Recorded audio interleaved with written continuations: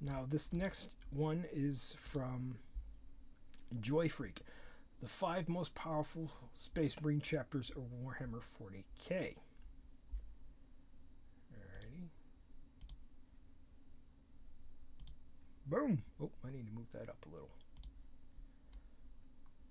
As you can see, the same picture there. A lot of these use the same pictures. This one was written by Melissa Adams. And I'm actually probably going to break this up, so I'm going to redo my YouTube intro. Ladies and gentlemen, my name is Dreadbread, and welcome to the Space Monkey Mafia. I cannot speak today. Today, we're looking at lists throughout the internet of the most powerful Space Marine chapters. We just got done with Game Rant. Now we are at Joyfreak, and this is Melissa Adams. She wrote this on May 10th, 2022. And here we go. The Warhammer universe has and continue to inspire innumerable other fantasy and sci-fi worlds, if not most well known for the cherished series in the popular gaming culture. The Space Marines are undoubtedly the most well-known group in Warhammer 40k, with their armored super soldiers pouring gunfire and death onto mankind's foes. Why, they're not really shooting guns, but okay. I'm not going to go into that facet. Over the years, numerous Space Marine chapters have been represented in games, books, and animated films, reflecting the grimdark battle history of the universe of Warhammer 40k. The heroic struggles of the voracious Space Marine chapters has continued to inspire hope among the beleaguered combatants within the Imperium and fans of the fiction, despite being weakened by the events of the Horus Heresy, which was, if you're new to this, it was a civil war that happened, and under continual danger from all sides. Though the question of whether the Space Marine chapter is the most powerful term in military might, resources, and influence might still be asked. So on this one, right off the bat is something that I agree with in the terms of sheer numbers, would be the Black Templars. Because like I said, they don't follow any of the rules that Yeoman sent. And like I said in my previous chapter, if you take Lionel Johnson and you brought back Dorn, Lionel Johnson and his Legion would look like a mom in a soccer mom in a minivan, while Dorn would come with just loads of buses and campers and God whatever, any oversized vehicle or pickup trucks just carrying loads and loads and loads of Black Templar, because like I said, they don't follow the Codex Astartes, and they do whatever they want, and they basically said screw the Codex Astartes, like right here, and chose to be a crusade fleet. And so, who knows how many there are out there.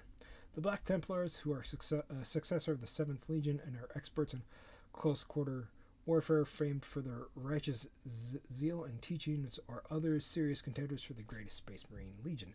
The Black Templars utilize and overcome beliefs such as the Codex Astartes, just like I ranted about, that limit the Space Marine numbers and power because they have built close relations with the Church of Warhammer 40k, with the representations on council being of huge members. Yes, their numbers are still ever growing. Some of this was just exactly what I read over there. Space Wolves. Space Wolves are the descendants of the 6th Legion, Masters of Soul. Yep. Again, this is exactly word for word of what we read over there. But they are good at finding things, destroying things, raiding planets, leaving planets, and just being brutal as hell. And it's going to talk about the Calyx Helix, which gives them... Why do they keep calling it werewolf and werewolf abilities? It just makes them faster and stronger and enhances their eyesight, smell, and taste. It's not freaking... They can transform into a giant wolf. The Wolfen mutated because they were too close to the Eye of Terra. They can't turn back into humans.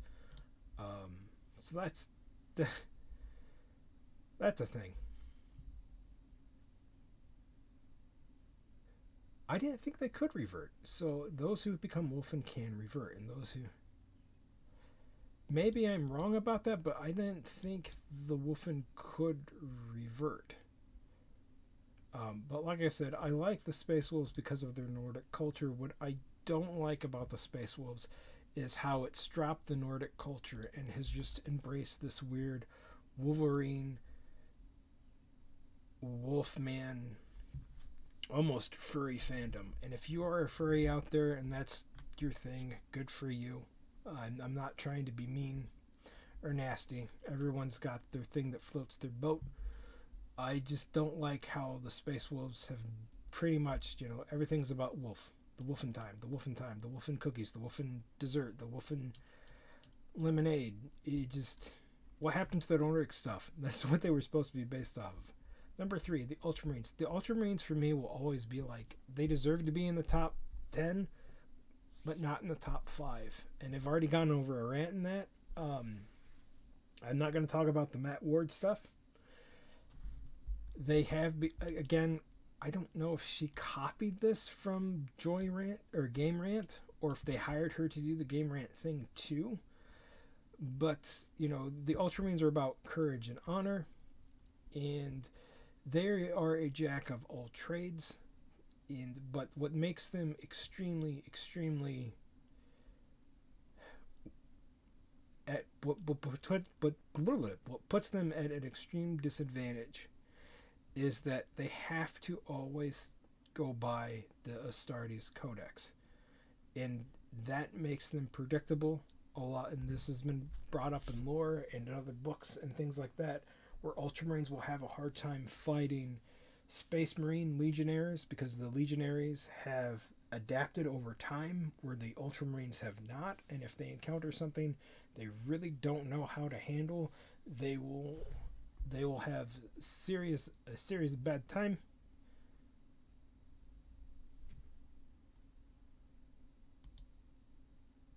I don't know what that was. Hopefully that didn't. I'll have to go look at that later.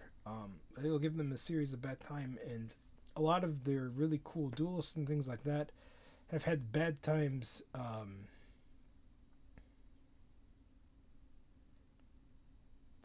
Sorry, I'm getting distracted because these forms are full of different ads, and I've got something down here asking me to chat with somebody, and whatever that hell was that was going on, I forgot what I was talking about. But if they come across a fighter that fights dirty, they're not going to have a good time fighting them. If they're coming across, no, I don't want Amazon. Go away. Amazon Fresh stores. But like I said, they don't have a good time fighting people that are able to adapt and fight dirty or fight differently than what they are known for. Yes, they had 500 worlds. That number is probably not 500 anymore because of the Plague Wars and everything that happened in the Plague Wars. And they do have the most gene seed out there that is easy to be reproduced. Dark Angels are number 4. Dark Angels should have been on this list at number 3.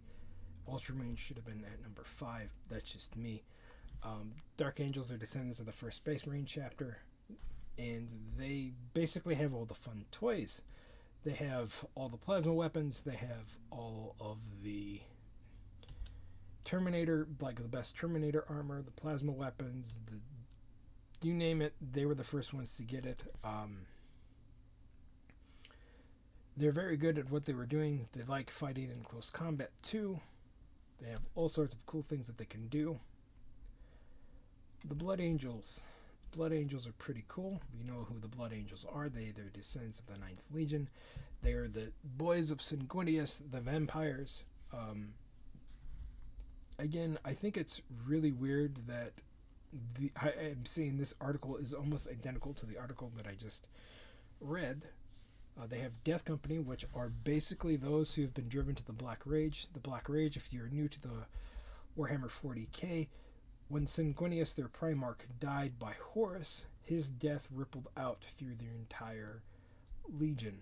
And basically, after a while, they will be driven mad, not by the thirst of blood, but they'll be driven mad, and they start to have visions where they no longer are themselves. They think they are Sanguinius going after Horus, and they will no longer be able to tell friend from foe, and they're put into special.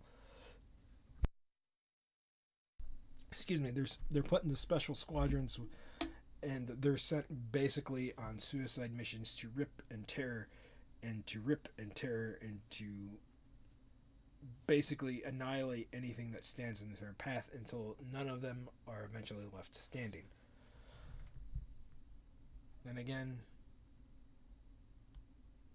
Dante is second only to the Primarch Gilliman. Oh, that's not true anymore because now we have the Lionel Johnson, but that was true for a very long time because Chapter Master Dante was considered one of the oldest living loyalist Space Marines out there for a while.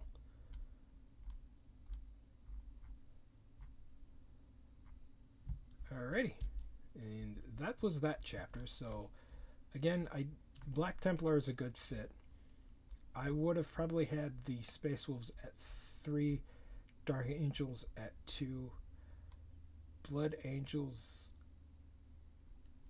at 4, and Space Marines at 5.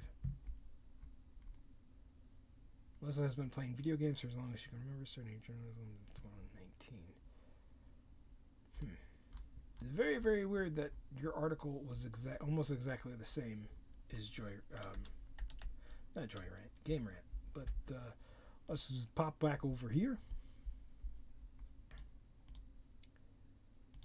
And we're just going to go to just chatting real quick while I pop up the last of the last ones that I'm going to do, which is done by Ranker. Ranker is very notorious for very, very bad lists. So we're going to see what they have to say, and they'll be right back.